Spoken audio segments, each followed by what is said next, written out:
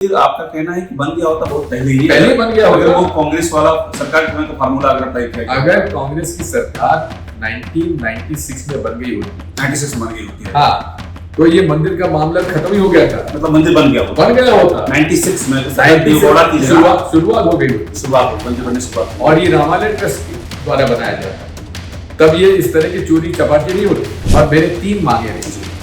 पहली मांग, ये जो आज जो ट्रस्ट है उसको तत्काल भंग करिए, राम मंदिर ट्रस्ट को बंद किया भंग है। करेगा, और ये पूरा जो मैनेजमेंट है रामालय ट्रस्ट को दिया जाए। राम मंदिर का मठ किसने खुलवाए थे? राजीव गांधी सरकार थी उस हाँ, समय, अलग शिलान्यास भी हुआ नहीं, लेकिन कोर्ट के आदेश से हुआ, कोर्ट के आदेश से। लेकिन सरकार राजीव गांधी की राजीव थी गांधी। और शिलान्यास भी उनके समय में हुआ। सरदार बूटा सिंह होम मिनिस्टर। जी जी, मैं तो कहूंगा कि महंत आदित्यनाथ जी के गोरखनाथ मठ के लोग भी रखते हैं, ये क्षत्रियों का मठ है, तो वहां से एक कोई क्षत्रिय वहां से लिया हाँ, जाए। ये भी बात कही जा रही है कि भाई क्षत्रिय वंश से ट्रस्ट में कोई नहीं है, कोई नहीं। भगवान राम का जो एक वंश रजिस्ट्रेशन है वो नहीं है, उस पर क्या कहेंगे आप? होना चाहिए। इसलिए महंत आदित्यनाथ की इस मठ के अध्यक्ष है, वो तो क्षत्रियों का मठ है जी। तो वहां से कोई नॉमिनी रख लेना चाहिए। आपने एक बात और बहुत चर्चा में, आपने जो चढ़ाव मतलब अंशदान किया था निर्माण के समय में, आपने भी चंदा अरे दिया मैंने था। रामशिला में भी दिया था, उसकी रसीद मुझे मिल नहीं पाई। अच्छा, ये तब की 92 में 90 के दशक की बात है। 92 में पीसीसी प्रेसिडेंट था उस समय। आपने रामशिला में दिया था चंदा, रामशिला में पैसा दिया था मैंने चंदा, और उन्होंने हिसाब मांगा, हिसाब नहीं दिया। और अभी मंदिर निर्माण में भी आपने दिया? मैंने 1,11,000 दिए। हाँ। जब मैंने देखा कि शिवराज सिंह चौहान मुख्यमंत्री ने 1 लाख दिए, तो मैंने 1,11,000 में दूंगा। कैसे आप चंदा वापस मांग रहे हैं? नहीं, चंदा तो मैंने देखी ऐसा है, मुझे नहीं कहना चाहिए था, विवाद मानता हूँ, तो गुस्से में था कि हमारी चंदा की चोरी हुई है, इसलिए मैं कोई दिया हुआ चंदा कोई वापस मांगता है। और आज भी एकादशी है, जब आपसे मैं आज बात कर रहा हूँ, मैं व्रत कर रहा हूँ एकादशी। बताइए भाजपा कितने नेता मानते हैं? आप व्रत पूजन सब करते हैं, और पूजन तो मैं बिना पूजन करे मैं अन्न ग्रहण नहीं करता। सूर्य सिंह तो हिंदू विरोधी हैं, हिंदू परंपराओं के विरोधी हैं। ये मुझे मुसलमान बोल देते कई बार।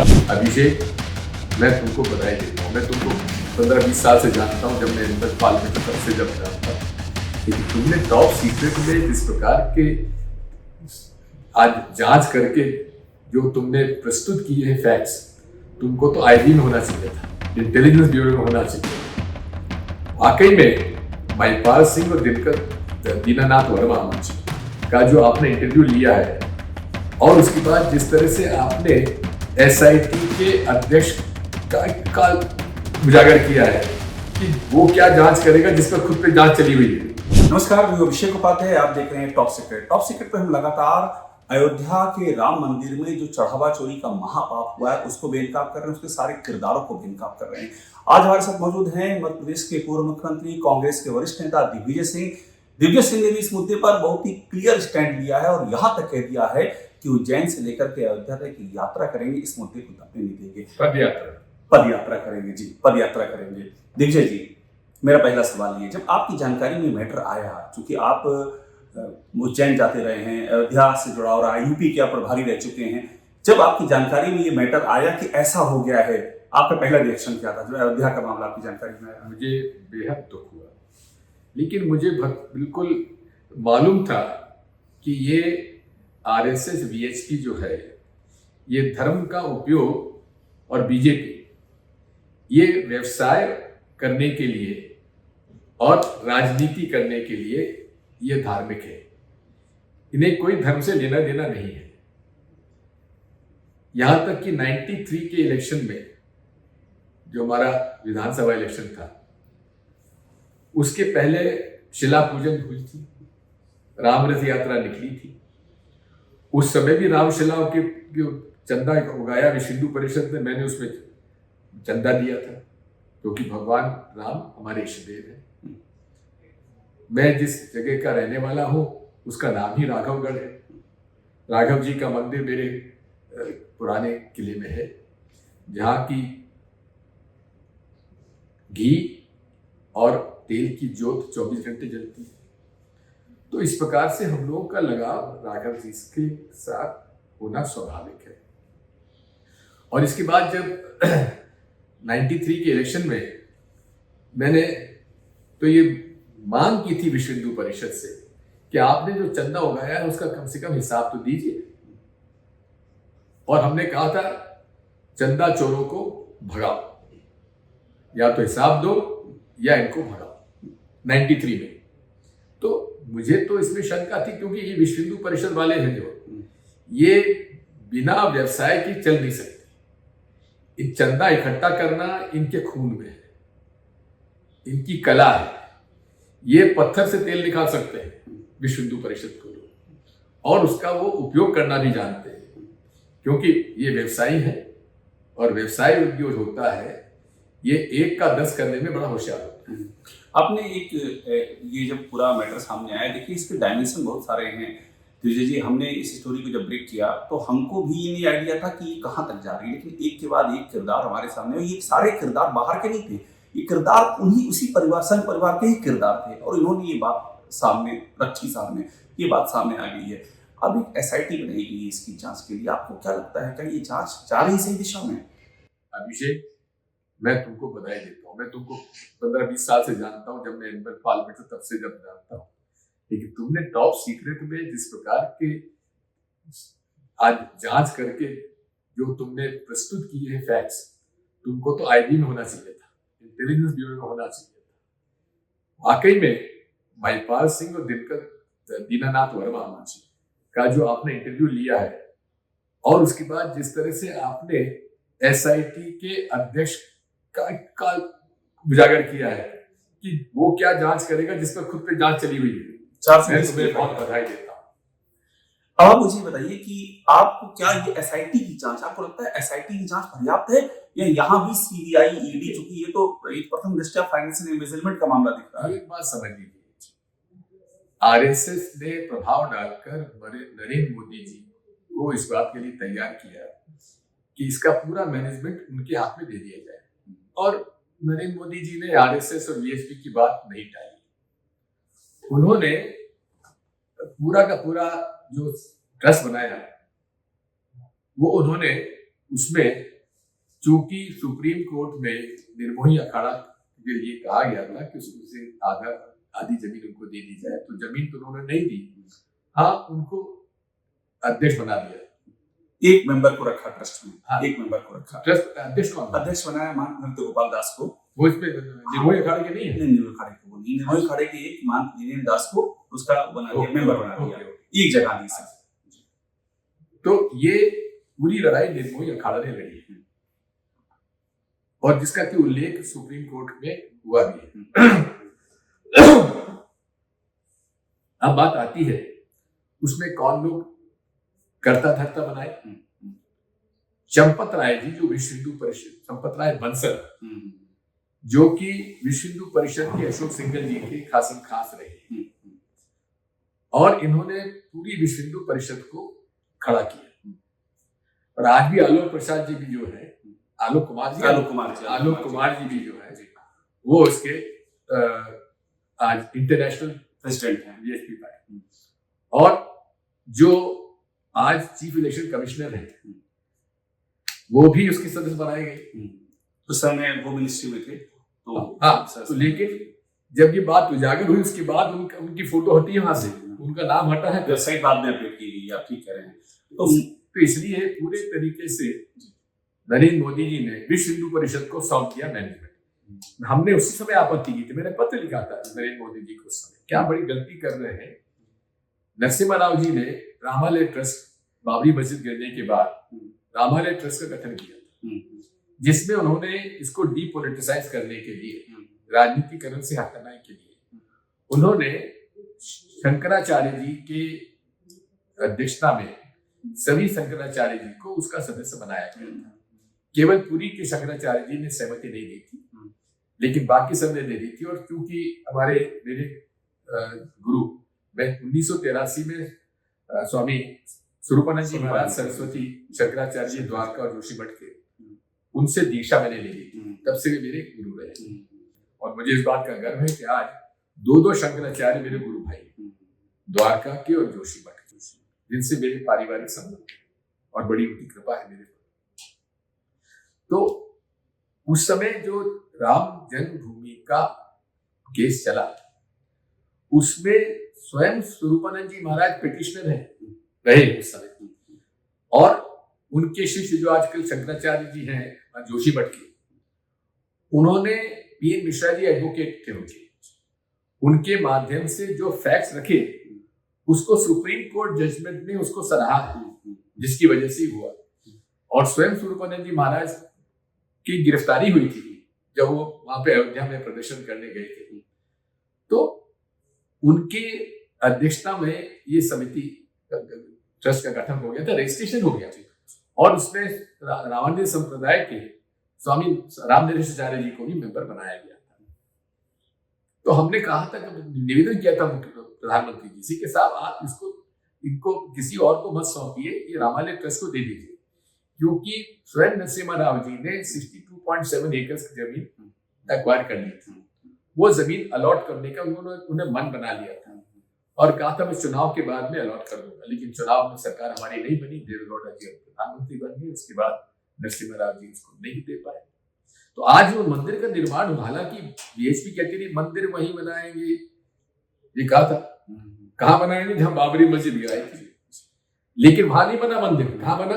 जिसको नरसिम्हा राव जी ने जमीन अक्वायर की थी, वो जमीन को जो न्यास बना है उसको अलॉट की गई। तो जमीन अलॉटेड कौन सी है? जिसको कांग्रेस पार्टी ने अक्वायर की थी राम मंदिर के लिए। राम मंदिर का मठ किसने खुलवाए थे?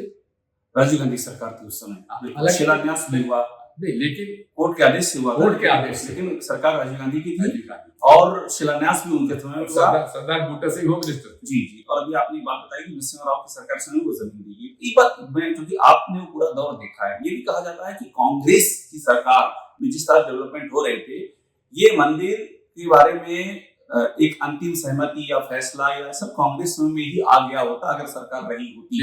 ये बहुत चर्चा होती, इस पर आप क्या कहेंगे? बिल्कुल आप सही कह रहे हैं। अगर रामालय ट्रस्ट को जमीन अलॉट कर दी होती तो किसी को आपत्ति नहीं थी। जो पिटिशनर थे वो भी, उनको भी तैयार हमने कर लिया था। अच्छा, पिटिशन तैयार हो गया? हाँ, पिटिशन तैयार हो गया था। दूसरा बात सुनी सेंट्रल वक्फ बोर्ड था, हाँ, वो सब तैयार हो गए थे, और उसमें उनको ये भी कहा गया था कि इसके एवज में आपको जमीन हम मस्जिद के लिए और सोशल एक्टिविटीज के आपको अयोध्या के पास में हम आपको जमीन अलॉट, क्योंकि सुप्रीम कोर्ट के फैसले में है, लेकिन आज तक उस पर कोई कार्रवाई नहीं की है। ना केंद्र सरकार ने की है, ना यूपी की सरकार ने की। भाई जो है, जो आपने हिंदुओं के लिए किया वो मुसलमानों का भी पूरा करिए।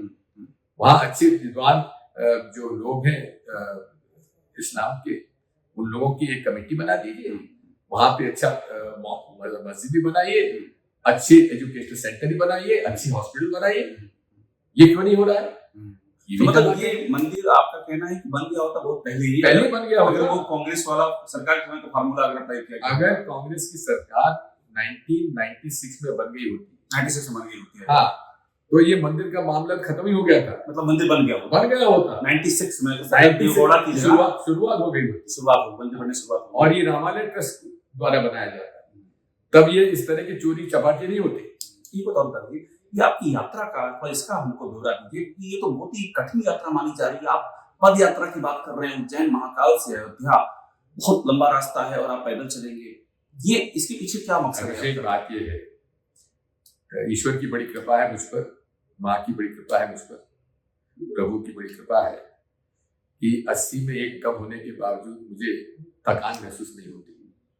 रोज सुबह अपना व्यायाम करता हूँ, योगा करता हूँ, आधे घंटा पूजन करने के बाद ही अन्न ग्रहण करता हूँ। तो चल रहा है मामला, 10-15 किलोमीटर चलने मुझे कहीं ये कंटिन्यूस चलेगी, कंटिन्यूस चलेगी, पैदल चलेगी, कहीं आप रास्ते में उसमें सवार नहीं होंगे? ना, पैदल चलेंगे। हाँ। कितने दिन की यात्रा होगी? अब देखिए, चार्ट हम लोग बना रहे हैं। ये उज्जैन से अयोध्या केवल एक राम राजा के मंदिर है, ओरछा वाला, ओरछा होते हुए और दतिया की माई का दर्शन करते हुए सीधे निकल जाएंगे। पूरी आध्यात्मिक यात्रा होगी। पूरी आध्यात्मिक। ये दिव्य की यात्रा है या फिर कांग्रेस की यात्रा? नहीं, ये आध्यात्मिक यात्रा है। धर्म का व्यवसाय और धर्म को राजनीति में घसीटना, ये हम इसके विरोध में हैं। और मेरे 3 मांगे रही। पहली मांग, ये जो आज जो ट्रस्ट है उसको तत्काल भंग करिए, राम मंदिर ट्रस्ट को भंग किया करेगा। और ये पूरा जो मैनेजमेंट है रामालय ट्रस्ट को दिया जाए। रामालय ट्रस्ट उस समय वाला वो आज भी है जी, एग्जिस्टेंस है, उसका ऑडिट वगैरह होती है और स्वामी अभिमित्रानंद जी उसके अध्यक्ष हैं। तो वो नहीं, वो हटने तैयार हो जाएंगे और जो सबसे सीनियर मोस्ट जो भी है शंकराचार्य, हाँ, उनको अध्यक्ष बनाया जाए और उसमें रामानंदी संप्रदाय के लोग रहे, उसमें निर्मोही अखाड़ा के लोग रहे। मैं तो कहूंगा कि आदित्यनाथ जी के गोरखनाथ मठ के लोग भी रखे हैं। ये क्षत्रियों का मठ है, तो वहां से जो एक कोई क्षत्रिय वहां से लिया हाँ, जाए। ये भी बात कही जा रही है कि भाई क्षत्रिय वंश से ट्रस्ट में कोई नहीं है, कोई नहीं। भगवान राम का जो एक वंश वेजिटेशन है वो नहीं है, उस पर क्या कहेंगे आप? होना चाहिए। इसलिए महंत आदित्यनाथ जी जिस मठ के अध्यक्ष हैं वो तो क्षत्रियों का मठ है जी, तो वहां से कोई नॉमिनी रख लेना चाहिए। तो इस तरह से रामानंदी संप्रदाय के जो प्रमुख हैं उनको उसमें रखना चाहिए। एक और वेजिटेशन हो जाएगा प्रभु श्री राम की वंश परंपरा का भी, वो भी होना चाहिए। जरूरी। आपने एक बात और बहुत चर्चा में, आपने जो चढ़ाव मतलब अंशदान किया था निर्माण के समय में, आपने भी चंदा। अरे मैंने रामशिला में भी दिया था, उसकी रसीद मुझे मिल नहीं पाई। अच्छा, ये तब की 92 में 90 के दशक की बात। 92 में पीसीसी प्रेसिडेंट था उस समय। आपने रामशिला में दिया था चंदा? रामशिला में पैसा दिया था मैंने चंदा, और उन्होंने हिसाब मांगा तो हिसाब नहीं दिया, जिस पर मैंने स्टेटमेंट दिया 93 के इलेक्शन में उनको चंदा चोर बताया मैंने। तो आपने 93 शुरुआत कर दी थी? हाँ बिल्कुल बिल्कुल। और अभी मंदिर निर्माण में भी आपने दिया? मैंने 1,11,000 दिए। हाँ। जब मैंने देखा कि शिवराज सिंह चौहान मुख्यमंत्री ने 1 लाख दिए तो मैंने 1,11,000 में दूंगा, और उसका चेक मैंने मोदी जी को भेजा और उस चेक के साथ एक चिट्ठी बना के भेजी कि आप मैनेजमेंट इसका जो है किसी और बीएचपी को मत दीजिएगा या आप रामालय ट्रस्ट को दीजिएगा। तो कोई जवाब आपको आया 1,11,000 रुपए वापसी का? नहीं, वो चेक वापस आ गया मेरे पास। चेक वापस आ गया है? चेक कि आप इसको सीधे जमा कराइए, तो फिर मैंने जमा करा दिया। अच्छा, चेक तभी वापस आ गया? तभी वापस। और आपने जमा भी करा दिया? उसकी रसीद मेरे पास है, मैं आपको दिखा दूंगा। हाँ, और आपको तो कोई वकील है वो लीगल नोटिस दे रहे हैं इस पर कि आपने ये कैसे कह दिया, कैसे आप चंदा वापस मांग रहे हैं? नहीं, चंदा तो मैंने देखिए ऐसा है, मुझे नहीं कहना चाहिए था, इस बात को मानता हूँ, तो गुस्से में था कि हमारे चंदा की चोरी हुई है, इसलिए मैं कोई दिया हुआ चंदा कोई वापस मांगता है। मैं सनातन धर्म का पालन करने वाला एक ऐसा शख्स है जो कि जिसकी मेरी माँ जो थी बहुत धार्मिक थी, और हमारे यहाँ घर में मंदिर तो वही 7 मंदिर, उसमें 4 में हमारे यहाँ जोत जलती है 24 घंटे। मैंने खुद ने नर्मदा परिक्रमा की है। जब मेरी माँ का देहांत हुआ तो पंडित जी ने मुझसे कहा कि इनकी स्मृति में एक एकादशी का व्रत कर लीजिए। अरे तो आज तक, और आज भी एकादशी है, जब आपसे मैं आज बात कर रहा हूँ, मैं व्रत कर रखता हूँ एकादशी का। बताइए भाजपा कितने नेता मानते हैं इसको? आप व्रत पूजन सब करते हैं? और पूजन तो मैं बिना पूजन करे मैं अन्न ग्रहण नहीं करता। और आप, मुझे याद है अभी भोपाल का चुनाव, जब आप भोपाल में लड़े साधु के खिलाफ, तो एक नैरेटिव बनाया गया था दिग्विजय सिंह तो हिंदू विरोधी हैं, हिंदू परंपराओं के विरोधी हैं। ये नहीं, मुझे मुसलमान बोल देते हैं कई बार। ये भी आपको मुसलमान क्यों कह देते हैं? इतना ज्यादा आप उनको कहते हैं कि आप उनका सपोर्ट करते हैं? ये ना, मैं सपोर्ट करता हूँ सर्वधर्म समभाव, और हमारा हमेशा नारा रहा है हम सब एक है, सबका मालिक एक है, और संविधान भी यही कहता है और सनातन धर्म भी यही कहता है। जितने धर्म है, मैंने गीता भी पढ़ी है, कुरान भी पढ़ी है, बाइबल भी पढ़ी, ओल्ड टेस्टामेंट, न्यू टेस्टामेंट, और गुरु ग्रंथ साहब भी पढ़ा है। सभी धर्म जो है ये कहाँ नफरत की बात करते हैं, सब प्रेम, सद्भाव और सत्य और अहिंसा का करते हैं। आखिर में आपसे, महात्मा गांधी भी चाहते थे। आखिर में आप, मुझे याद है वो यूपी का दौर, आप जब यूपी जिम्मा संभालते थे, कांग्रेस को लोकसभा में शायद 20 से ऊपर सीटें, 21 सीटें आई, और एक बाई इलेक्शन में राज बब्बर ने डिम्पल को हराया। हाँ, वो रिकॉर्ड था। अभी कांग्रेस की हालत आपको उत्तर प्रदेश में क्या दी? आपने वो दौर देखा, वो दौर हम लोग को याद है। अभी क्या स्थिति दिख रही 27 का चुनाव की बात ये है, मैं 2012 तक यूपी का इंचार्ज रहा। 2009 के इलेक्शन जीतने के बाद हमने विधानसभा की भी तैयारी की थी, और लगभग 150 ऐसे उम्मीदवार चुनाव तैयार की थी, चुनाव के लिए तैयार किया था, जो अच्छा लड़ सकते थे। क्योंकि वहाँ संगठन जो है, ये हम लोग कांग्रेस पार्टी जो है संगठन के मामले में बड़ी कमजोर हुई थी, तो हमने लीडर सेंट्रिक संगठन बना दिया था। हमने करीब 150 कैंडिडेट छांट लिए थे और उनके कहने से ही हमने संगठन नीचे बना दिया था, नीचे तक, और वो कह दिया था तुम तैयारी करो। अब हुआ ये कि जब स्क्रीनिंग कमेटी हुई तो जो स्क्रीनिंग कमेटी के चेयरमैन होते मेंबर थे, उन्होंने ना मेरी बात मानी, ना प्रमोद तिवारी जी जो लीडर ऑफ ऑपोजिशन थी उन्होंने मुझे बात मानी, रीटा भवना उस समय पीसीसी प्रेसिडेंट थी। हम तीनों की बात ना मानकर उन्होंने मन मर्जी से किसी समाजवादी पार्टी के लोगों को ले लिया, बहुजन समाज पार्टी के लोगों को ले लिया और उनको टिकट दे दिया। जो हम लोगों ने तय की थी लिस्ट उसको चेंज कर दिया। उसके बाद फिर हमने कहा कि हमें किसी और स्टेट को दे दीजिए, तो मैडम ने फिर मुझे कर्नाटक का इंचार्ज बना दिया, गोवा का इंचार्ज बना दिया। तो अभी क्या लग रहा है आपको 27 में उत्तर प्रदेश में, अभी आपको आपका अनुमान क्या कह रहा है? पॉलिटिकल बात में मगर आप यूपी जा रहे हैं, यात्रा लेकर के आप जा रहे हैं यूपी, इसका कोई रिलेशन पॉलिटिक्स से नहीं है, कोई इलेक्शन से नहीं है, क्योंकि महाकाल की मंदिर सुंदरलाल पटवा जो चीफ मिनिस्टर थे 1993 के बीच में, उन्होंने महाकाल मंदिर की जमीन एक आरएसएस के संगठन को दे दी, दान दे दी। मैं जब चीफ मिनिस्टर बना तो मैंने वो लीज कैंसिल कर दी थी, लेकिन ये लोग अदालत में चले गए और अदालत में आरएसएस का इन्फ्लुएंस आज तो बहुत ज्यादा बढ़ गया, उस समय भी था, वो फैसला ही नहीं हुआ, और फैसला भी हुआ तो एक बार रिजेक्ट कर दिया। फिर हमने इसमें अपील की, फिर हमारी सरकार चली गई, हमारा वकील जो था वही मिल गया भाजपा से सरकार बनने पर, तो वो केस ही खत्म हो गया। उस जमीन में इन्होंने पहले सरस्वती शिशु मंदिर बनाया, पार्किंग स्पेस बनाई और वहां पैसा इकट्ठा करने लगे। उसके बाद उन्होंने एक निवास स्थान बनाया जहां आरएसएस के लोग रुकते हैं, और उसके बाद अब उन्होंने सरस्वती शिशु मंदिर की बिल्डिंग तोड़कर अब 100 कमरों का आलीशान होटल बना रहे हैं। उस कमरे में उसको हम लोग कहेंगे उसको भंग करो और ये टेंपल के मैनेजमेंट को दो।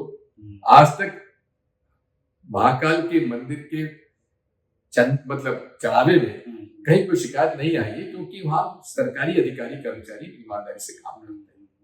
इसलिए वो जमीन जो का है, जो ट्रस्ट का लीज खत्म करने के बाद वहां मिलना चाहिए। तो पहली मांग मेरी ये है, और तीन मांग जो मैंने आपको बताया। पहली बात है हमारे ट्रस्ट को डिसॉल्व करिए और नया ट्रस्ट हमारे खुद। दूसरा है मेरे गुरु भाई द्वारका पीठ के स्वामी सदानंद जी सरस्वती महाराज जी ने मांग की है, एक सनातन रक्षक बोर्ड बनना चाहिए, उसका गठन करिए।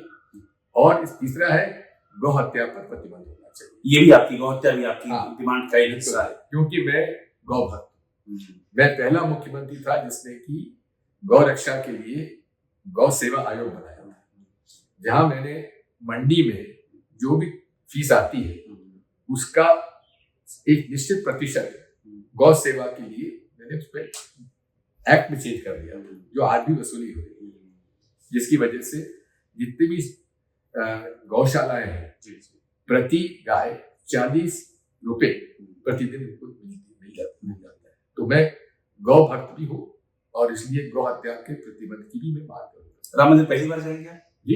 राम मंदिर के जाना जो, अरे मैं पहले जा चुका हूँ। मैं वो कांग्रेसी हूँ जिसने न केवल राम मंदिर के दर्शन किए, ये बनने के बाद पहले भी गया हूँ मैं।